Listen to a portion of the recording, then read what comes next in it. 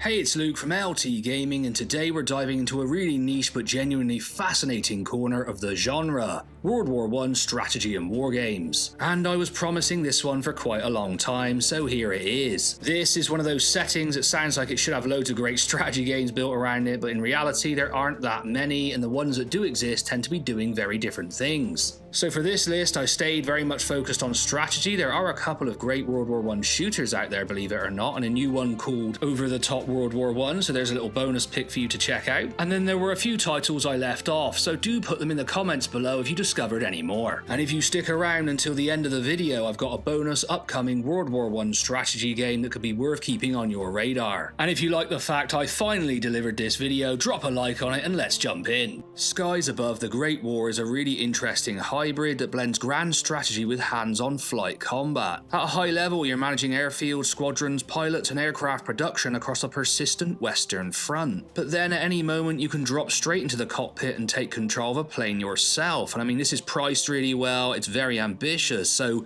definitely one to check out. It's all running in real time too, with missions like reconnaissance, bombing and patrols feeding directly into the wider war. The big picture look here and the ability to go hands-on really makes this one shine. Most games either let you command from above or fly the missions yourself. This lets you do both. It's definitely not the most polished or high budget title on the list, but I mean, which of them actually are? But if you like the idea of building and managing an air war while also jumping into dogfights when things kick off, this is a really unique pick to try.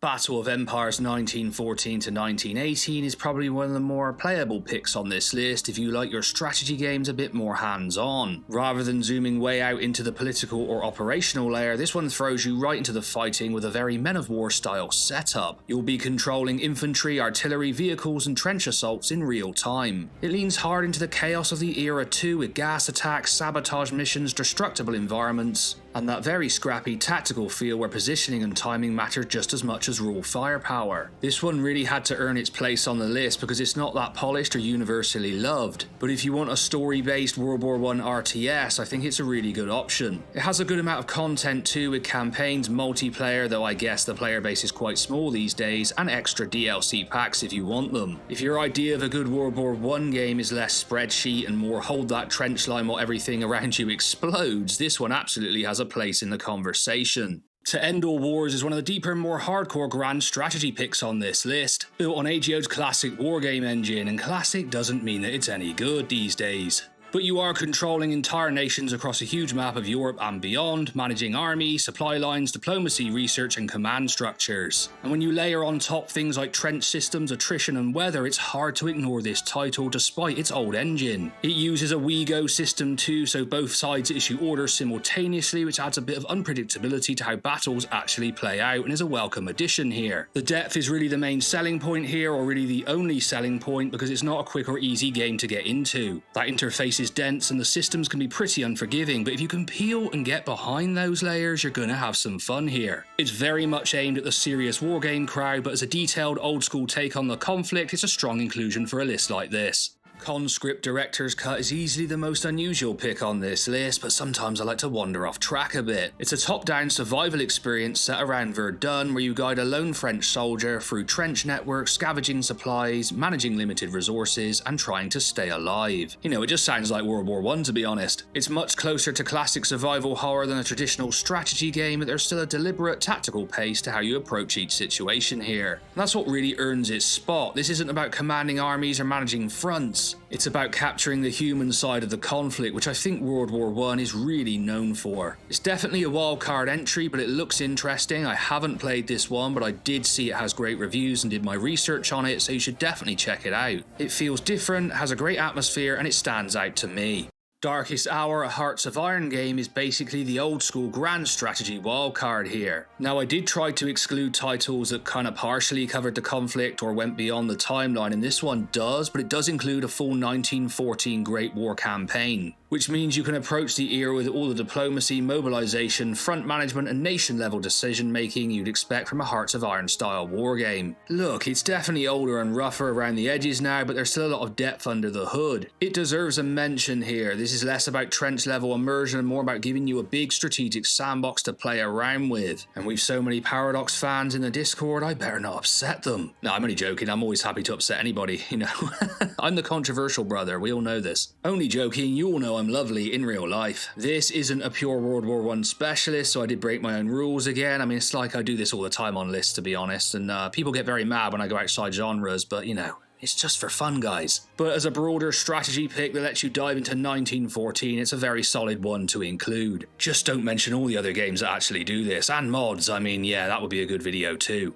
All Quiet in the Trenches takes a much more personal angle than most games set during the Great War. Instead of zooming out and treating the conflict like a giant board game, this one puts you in charge of a small group of German soldiers on the Western Front, where you're constantly balancing survival, morale, supplies, and the impossible expectations coming down from above. Sounds a little bit like my job, to be honest. They better not watch these videos or I'll probably be full-time on the channel sooner than I thought. This one's part turn-based strategy, part management game, and part narrative survival experience, so I'm kind of bending the rules a little bit, but it just looked too interesting not to include, but I haven't actually played this one. But it stood out to me because a lot of games can show you trenches, artillery, and mud, but this one actually leans into the human side of command. Every decision looks like it feels a little uncomfortable, and every loss carries some weight here. It's actually still in early access, so it's not the finished article yet, but if you want something on this list that feels a bit different and a bit more thoughtful, this is a really compelling one to check out this year.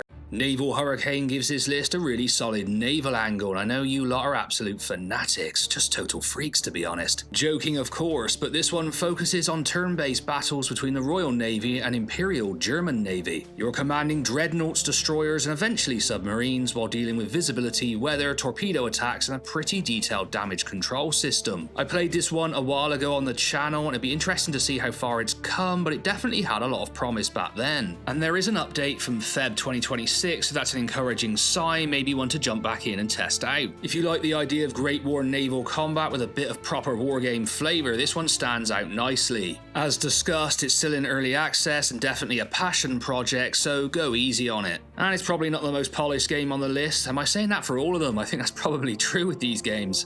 But as a naval specialist entry, it absolutely earns a place here. Just a quick interlude to suggest, why don't you subscribe to the channel? We know that many of our viewers are not, and you're going to miss out on some of the awesome upcoming titles and the deep dives that we do here on LT Gaming. Plus we do key giveaways, you can join the Discord where I do giveaways in there also, and maybe even join the channel as a member. We just published our first newsletter. So subscribe to LT Gaming and help a small champion of indie titles conquer YouTube. We really appreciate it.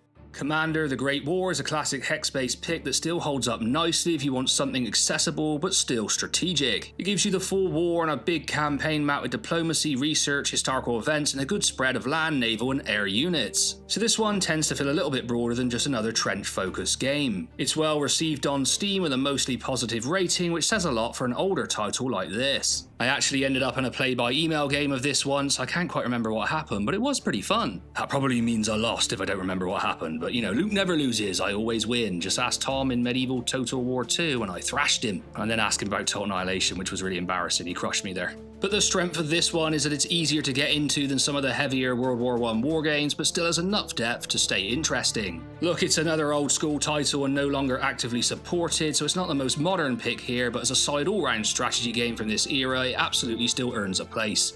Making history: The Great War is a big picture turn-based strategy game where you're managing far more than just battles. You're doing all the fun stuff like dealing with diplomacy, economics, production, research, mobilization, and the wider global war. It really is focused on that grand strategy feeling of running a nation through a crisis rather than simply moving units around a front line. It's also one of the more sandbox style entries here, letting you play as pretty much any nation and push history in different directions. And that's where the appeal lies with this one. It's less about cinematic warfare and more about systems planning and seeing how the whole war machine fits together. It's definitely a slower, more spreadsheet friendly pick there for those freaks out there amongst us, and I would put myself in that category to be honest. But if you like grand strategy with a strong economic and political layer, it's a very worthwhile inclusion.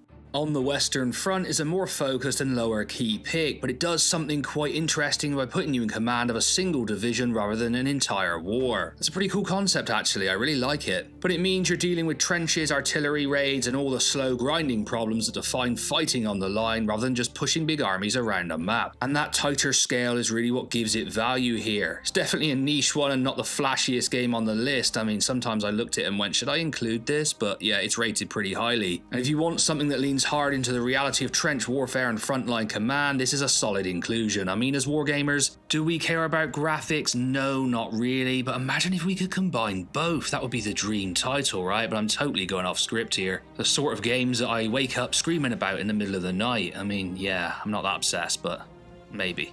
Strategic Command World War I is one of the most complete all-rounders on this list. It's a big picture, hex-based, grand strategy game, that's a lot of stuff, where you're managing entire fronts, major powers, diplomacy, research, mobilization, and all the awkward strategic realities that made this conflict so brutal to fight. It covers the main theatres really well too, so it doesn't just feel like a narrow Western Front simulator. You'll be dealing with the wider war and how everything connects together, which is always welcome. It's definitely one of the top tier games on this list. It would be an S tier World War I game if I ranked it, and we might do that moving forward. That's a really cool system me and Tom are looking to implement. And although it's still quite niche, it is basically just an awesome title. It makes it really easy to recommend. If one of you guys asked me for just one strategy game from this era, this would be very close to the top of the list because it balances everything that a proper wargame needs. It's got a ton of replay value, and there's also a couple of DLCs if you're into that stuff. For me, this is one of the safest and strongest inclusions you can have on a list like this.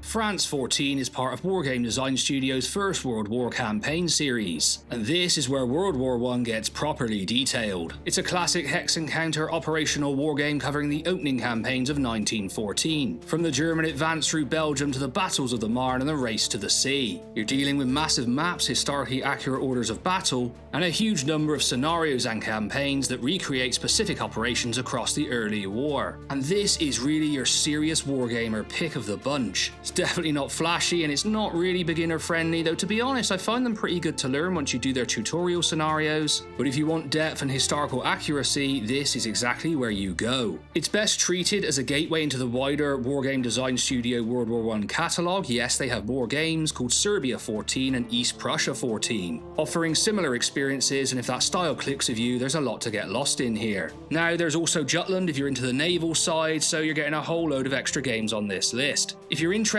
in these, they are not on Steam, so I'll leave a link to the Wargame Design Studio website in the description below.